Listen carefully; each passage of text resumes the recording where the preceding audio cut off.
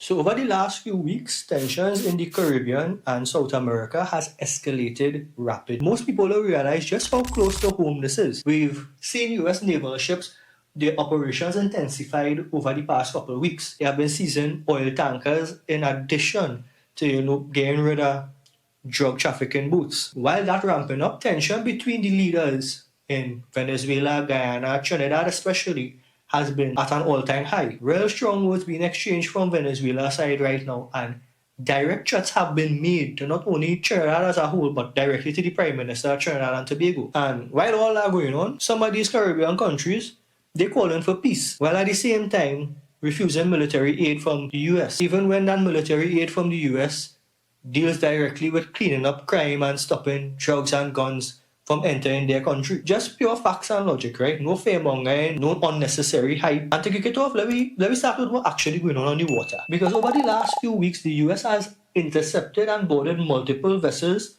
linked to Venezuela. They seized and sanctioned a couple oil tankers, I think 2 to date, and they were carrying millions of barrels of crude oil. And they also implemented a blockade on sanctioned Venezuelan oil exports. Now, the US position is clear.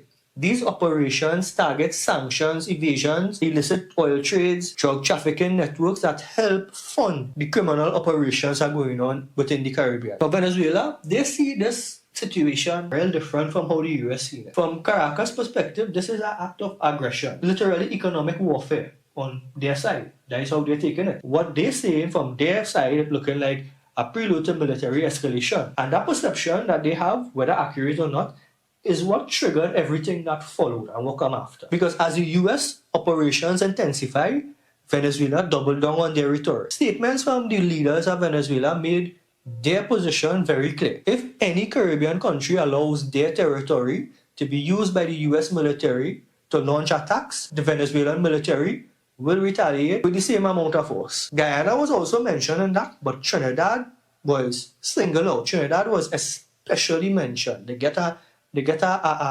VIP mention in the speech that the defense minister of Venezuela was given when he said that we're going to retaliate to Trinidad and Tobago if America bombs us. How that makes sense, I don't know. But these are people who are intelligent enough to run a country, probably by half the people living in Trinidad. But no, you have to understand that this wasn't diplomatic language. This wasn't I just saying something to you. That's a threat. When the defense minister of a country come out outright and say that he's going to take military actions to the prime minister of another country because somebody else blowing them up, that makes no sense whatsoever. None at all. And the past commissioner of police, Gary Griffith, made it clear in the video that he posted that this is something that Trinidad and Tobago should take seriously. This is a threat.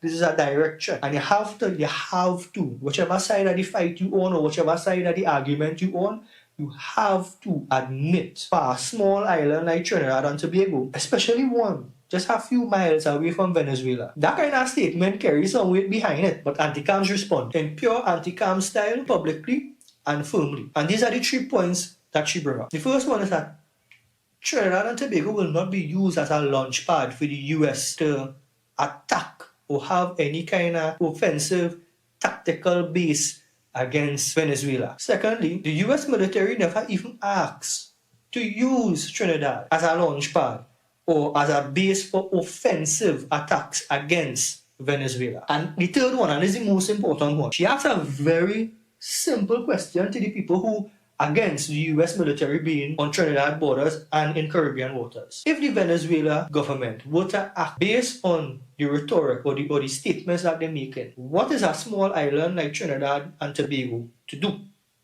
Can we protect ourselves against a military powerhouse like Venezuela? No, we cannot. And that question, no matter how dense it is, it could be dense like a whole stack of bricks.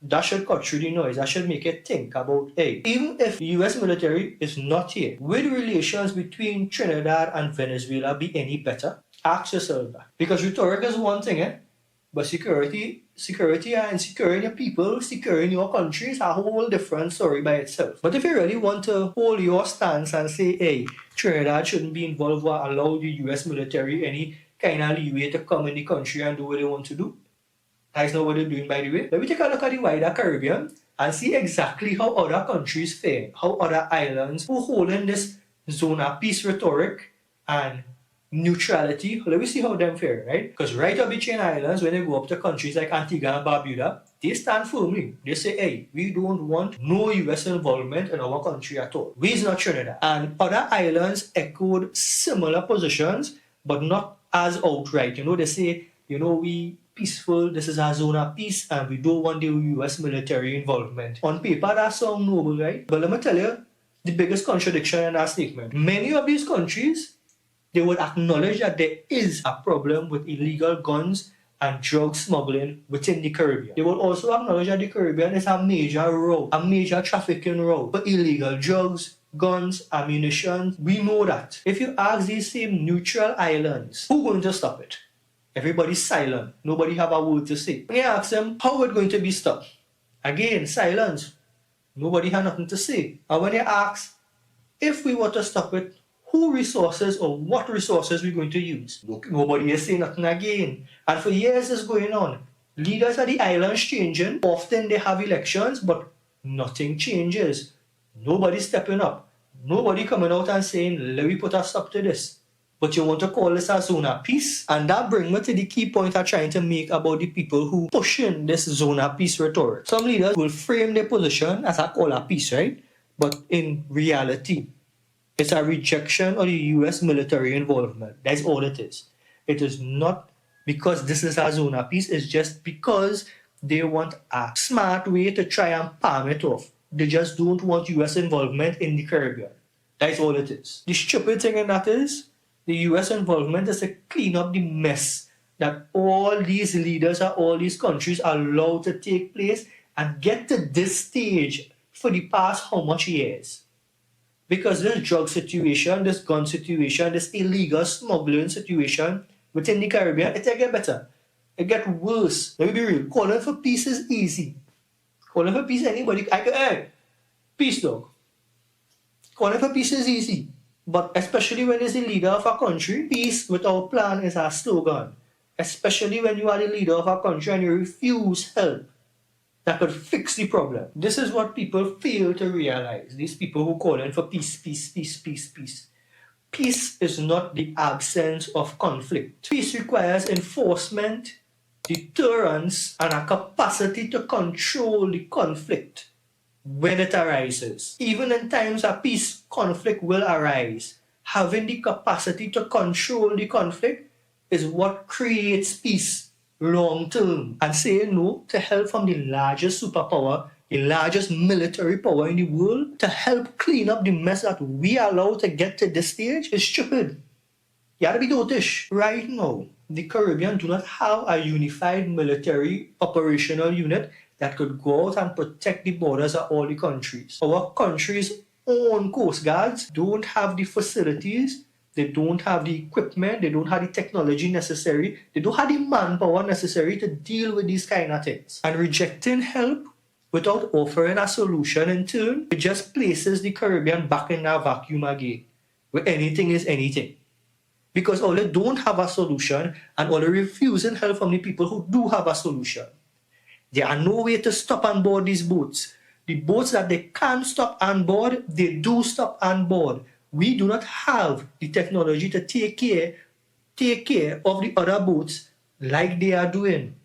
That is the way to stop them. Enforcement, deterrence, and a capacity to stop the conflict. And we could go on and on about the repercussions about going against the US. And this is not in a totalitarian kind of manner.